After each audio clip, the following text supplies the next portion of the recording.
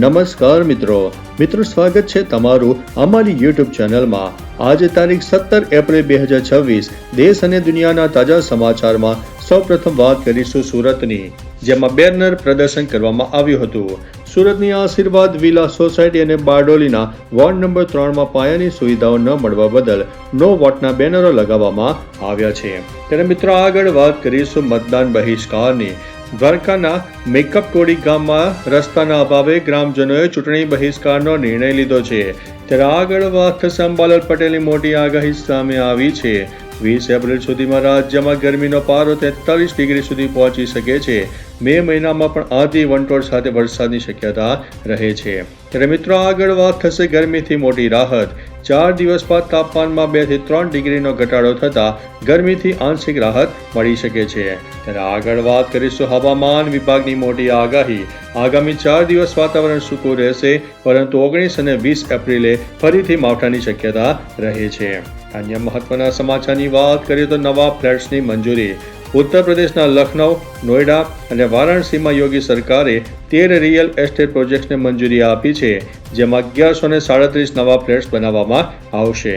અન્ય મહત્વના સમાચારની વાત કરીએ તો ભ્રષ્ટાચાર મુક્ત રાજસ્થાન। મુખ્યમંત્રી ભજનલાલ શર્માએ રાજ્યમાં ભ્રષ્ટાચાર સામે ઝીરો ટોલરન્સ નીતિ લાગુ કરવાની જાહેરાત કરી છે। ત્યારે મિત્રો આગળ વાત કરીશું રામદેવરા સ્પેશિયલ ટ્રેનની। રાજસ્થાનમાં 19 એપ્રિલના રોજ રામદેવરા જવા આવવા માટે રેલવે દ્વારા વિશેષ ટ્રેન ચલાવવામાં આવશે, જેથી યાત્રાળુઓને સુવિધા રહે। ત્યારે મિત્રો આગળ વાત કરીશું પરિવહન નિગમમાં મોટો ફેરફાર સામે આવ્યો છે અને જેમાં વધારો પણ કરવામાં આવ્યો છે।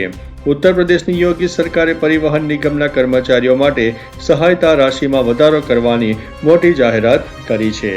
ત્યારે મિત્રો આગળ વાત કરીશું શિક્ષકોનું મતદાન। ઉત્તરાખંડમાં હવે દરેક શિક્ષકને સંગઠનની ચૂંટણીમાં મતદાનનો અધિકાર મળશે અને રજાના દિવસે એક જ સાથે જ મતદાન પ્રક્રિયા પૂર્ણ કરવામાં આવશે। ત્યારે મિત્રો આગળ વાત કરીશું વસ્તી ગણતરીમાં નવા પ્રશ્નો પૂછવામાં આવશે। બિહારમાં શરૂ થયેલી વસ્તી ગણતરીમાં નાગરિકોને કુલ 33 પ્રશ્નો પૂછવામાં આવનારા છે। અન્ય મહત્વના સમાચારની વાત કરીએ તો ચારધામ યાત્રાની।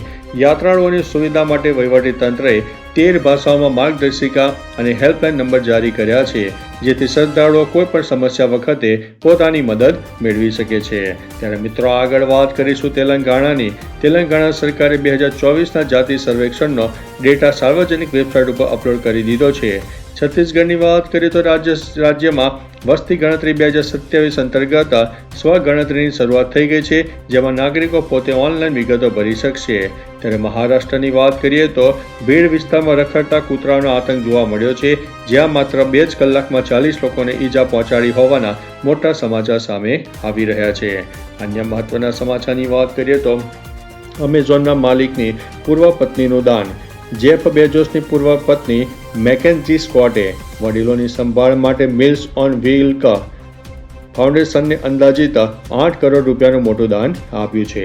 અન્ય મહત્વના સમાચારની વાત કરીએ તો CBSEનું પરિણામ। ઉત્તરાખંડની હર્ષા નામની દીકરીએ ધોરણ 10માં પરીક્ષામાં 500માંથી 500 ગુણ મેળવીને 100% પરિણામ સાથે ટોચનું સ્થાન મેળવી લીધું છે।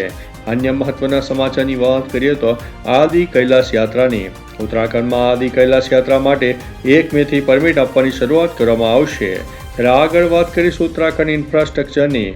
મુખ્યમંત્રી પુષ્કરસિંહ ધામીએ જણાવ્યું છે કે 2027 સુધીમાં રાજ્યમાં 1300 કરોડના ઇન્ફ્રાસ્ટ્રક્ચર પ્રોજેક્ટ્સ પૂર્ણ કરવામાં આવનારા છે। આગળ વાત કરીશું સિગ્નલ ઓફિસની, જેમાં દરબાર મોડ સામે આવ્યું છે। જમ્મુ કાશ્મીરમાં દરબાર મોડ પ્રથા હેઠળ આવતા મહિનાની 2 તારીખે સરકાર શ્રીનગર જશે અને ત્યાંથી વહીવટ શરૂ કરશે। અન્ય મહત્વના સમાચારની વાત કરીએ તો એન્થ્રોપિક AI। એન્થ્રોપિક કંપની દ્વારા એક નવો ફેલોશિપ પ્રોગ્રામ શરૂ કરવામાં આવ્યો છે। આમાં જોડાનાર સંશોધકોને દર અઠવાડિયે અંદાજિત 3.5 લાખનું સ્ટાઇપન્ડ મળી શકે છે। આ માટે 26 એપ્રિલ સુધી અરજી પણ કરી શકાય છે। અન્ય મહત્વના સમાચારની વાત કરીએ તો અધ્યાપકોની બઢતી। બિહારમાં પટના યુનિવર્સિટીના શિક્ષકોના પ્રમોશન માટે ટૂંક સમયમાં જાહેરનામું બહાર પાડવામાં આવનાર છે। ત્યારે મિત્રો આગળ વાત કરીશું રાજસ્થાનમાં ભરતીની। મુખ્યમંત્રી ભજનલાલ શર્માએ જણાવ્યું છે કે 4 લાખ ભરતીઓનું વચન પૂરું કરવામાં આવશે અને 8મા પગાર પંચની ભલામણો પર કમિટી પોતાનો નિર્ણય લેવાની છે। ત્યારે આગળ વાત કરીશું મિત્રો બાગેશ્વર ધામની. પંડિત ધીરેન્દ્ર કૃષ્ણ શાસ્ત્રીના બાગેશ્વર ધામ ટ્રસ્ટને હવે વિદેશથી દાન મેળવવા માટે કેન્દ્ર સરકાર તરફથી મંજૂરી પણ મળી ગઈ છે. અન્ય મહત્વના સમાચારની વાત કરીએ તો ખાતર સંકટની. રાજસ્થાન સરકારે ખરીફ પાક માટે ખાતરની અછતને પહોંચી વળવા અને ખાતરનું કાળાબજાર રોકવા માટે એક ખાસ પ્લાન તૈયાર કર્યો છે. ત્યારે મિત્રો આગળ વાત થશે રાજસ્થાન રિફાઇનરીની. વડાપ્રધાન મોદી 21 એપ્રિલે રાજસ્થાનના પચપદરામાં આધુનિક ટેકનોલોજી ધરાવતી BS6 રિફાઇનરીનું ઉદ્ઘાટન કરશે. અન્ય મહત્વના સમાચારની વાત કરીએ તો આગની ઘટનાઓ.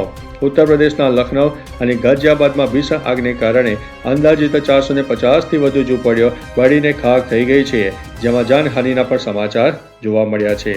અન્ય મહત્વના સમાચારની વાત કરીએ તો દિલ્હી પ્રદૂષણની. દિલ્હી NCRમાં વધતા પ્રદૂષણને કારણે ફરીથી ગ્રેપ ફંડ હેઠળના નિયંત્રણો અને પાબંદીઓ લાગુ કરી દેવામાં આવી છે.